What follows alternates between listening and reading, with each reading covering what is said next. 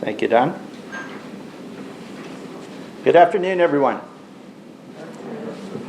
I'd like to talk to you today about the ways that the U.S. Embassy and the U.S. government support the democratic process here in Zambia and indeed in other democracies around the world.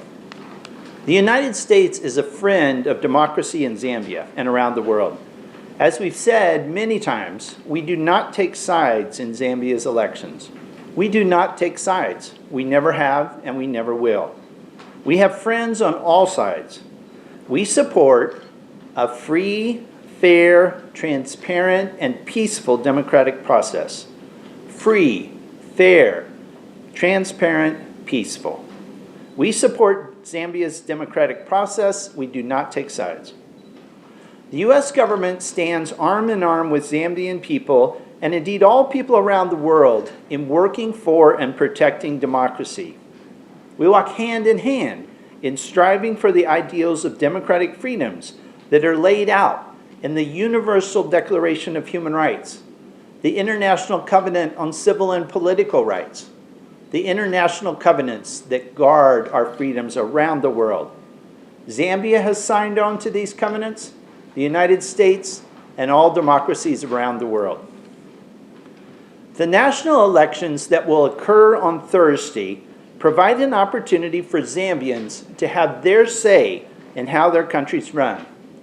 Political parties and candidates are presenting their vision for Zambia, and at the end of the day, you, my Zambian friends, will decide on which vision wins, which candidate you want to support. This is a competitive election, and as we've seen in the United States, results can defy polling. We have seen media reports claiming one side or the other will win, but such polling does not guarantee how voters will freely vote on election day. So be skeptical about the polls you've seen.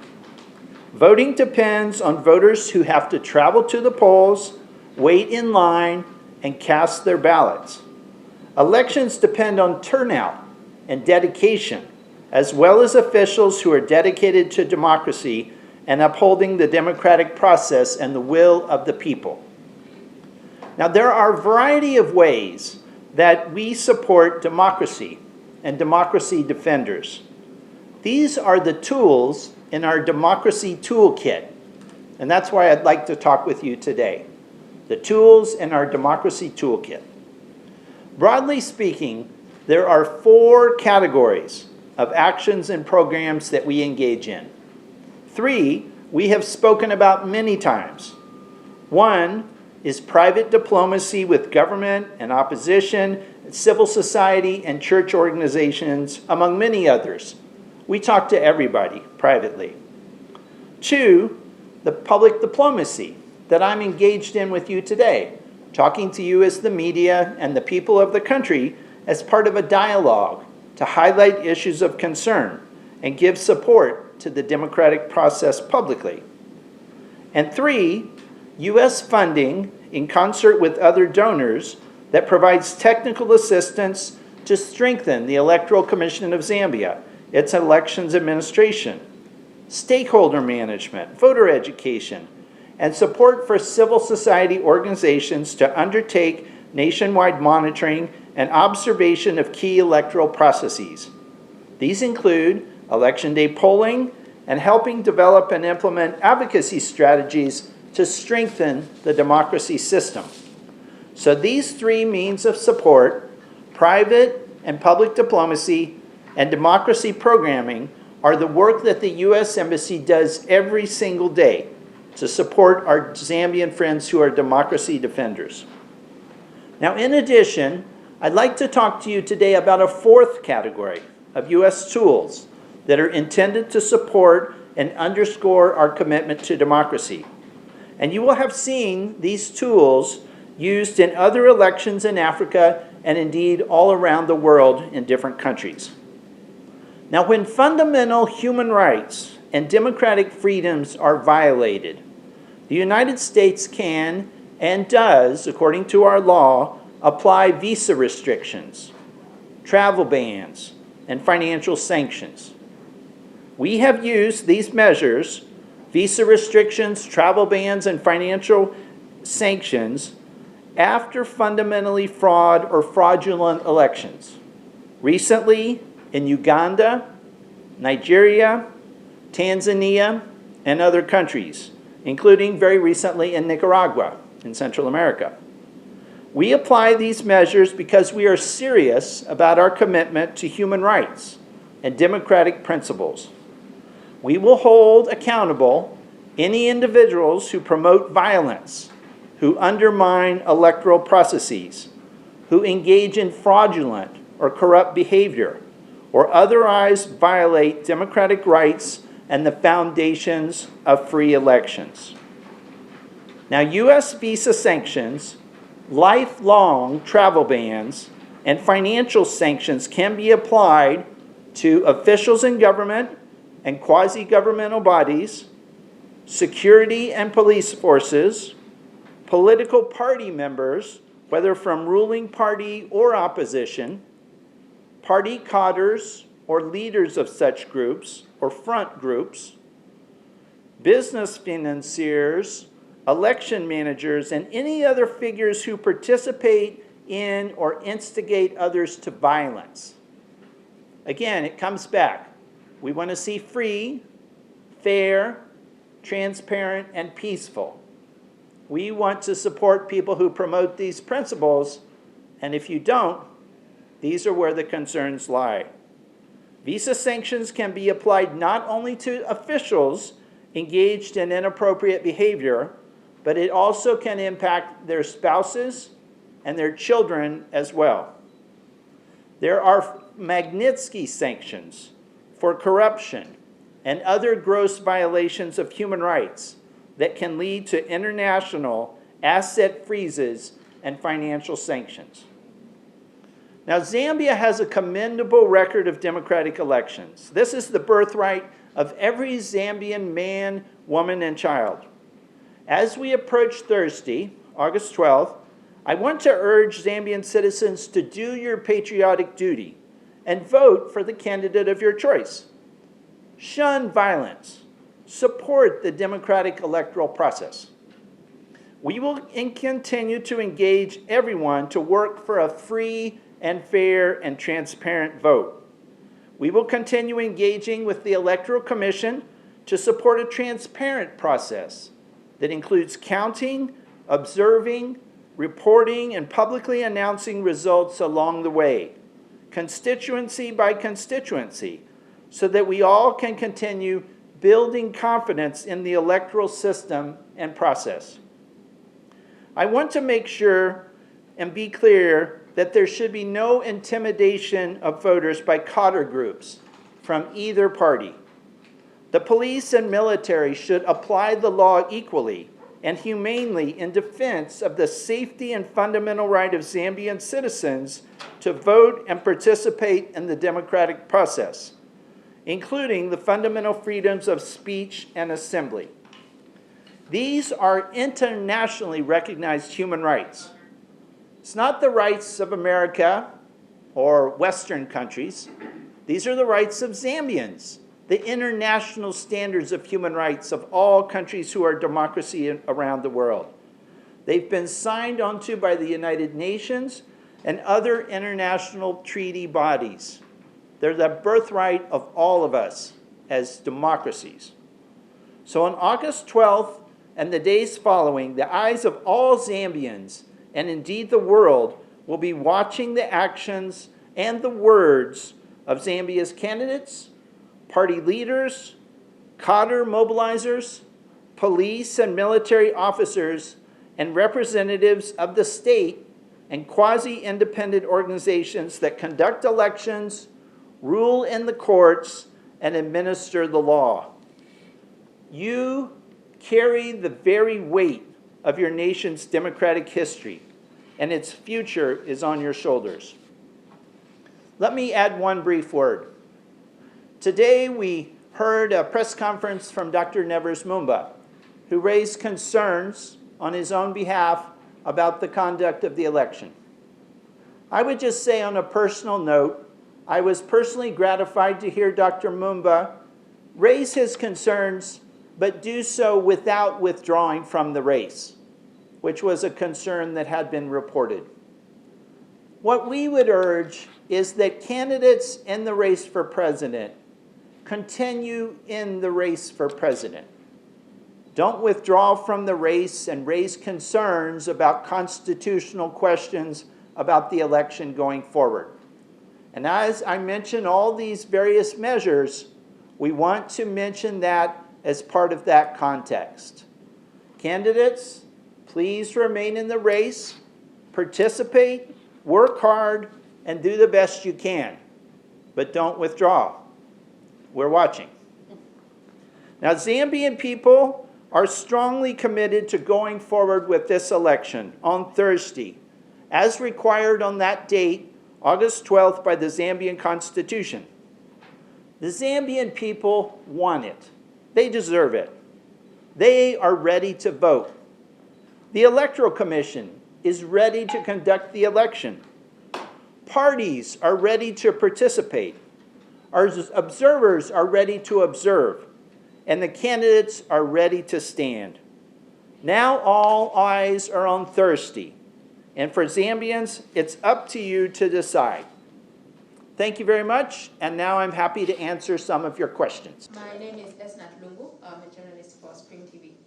So my first question is, Zambia, you've already put it in your segment, Zambia has been known to be a beacon of peace over the years on the continent. Is there anything that you have observed in the electoral process so far that you think might change that reputation?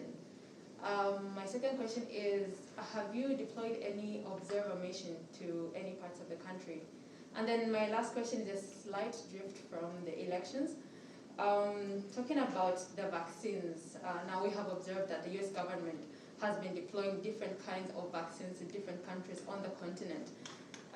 My question is, I observed that you sent different brands of the vaccines to different countries and in different numbers. What criteria do you use to choose which vaccine goes to which country and how many vaccines go to which country? Thank you. His reputation as a beacon for peace on the continent. This depends on the commitment of the country to multi-party democracy and acceptance by citizens of democratic process peacefully. You know, I think all of us, Zambians and friends of Zambians, are concerned about counter violence. There have been some tragic incidents, including recent killings of people from different parties because of counter violence. This scars the reputation of Zambia, and we need to focus to make sure that law enforcement prevents these kind of actions and that people are brought to book if they engage in counter violence. I also think that the participation of all parties equally is a very important thing to support the principle of multi-party democracy. And having an outlet so that candidates, supporters can participate in the campaign, go to vote, supports the process of peaceful elections. So we all want to see peace in the campaign period as it ends. On election day, we want to see peace. And in the counting of the votes and the acceptance of the voice of the Zambian people, we want to see peace. Everyone wants peace for Zambia. With regard to observer missions, the United States Embassy is deploying 12 observer teams around the country to various regions of the country to help in the observation that we will see. So we will participate as part of international observers to see the different parts of the country. And I have my credentials, and we'll both be observing polling stations around Lusaka and also going to the Mulungushi Conference Center as the results start to come in over the next several days. With regard to vaccines, the United States has provided 300,000 vaccines thus far to Zambia. These have been of the Johnson & Johnson variety. This is a perfectly safe vaccine. It's safe for all women, all men. It's safe for pregnant mothers, for nursing mothers. My daughter got this vaccine, and she's fine, and she's protected from COVID. It's a fine vaccine. Zambia has also received many doses from COVAX of the AstraZeneca, the Oxford vaccine. This is a fine vaccine as well that's safe, that helps save lives. In the next month or several months, the United States will be providing large numbers of doses of the Pfizer vaccine, another wonderful vaccine that will save your life and that is safe. I have personally had the Pfizer vaccine. Other members of my family have had the Moderna vaccine. All are safe. They will save your life. I think it's important that Zambians realize if you can get any of these vaccines or other vaccines approved by the World Health Organization, please do. Don't worry about one vaccine versus another. Johnson & Johnson only requires one shot, whereas Pfizer, Moderna, AstraZeneca require 2 shots.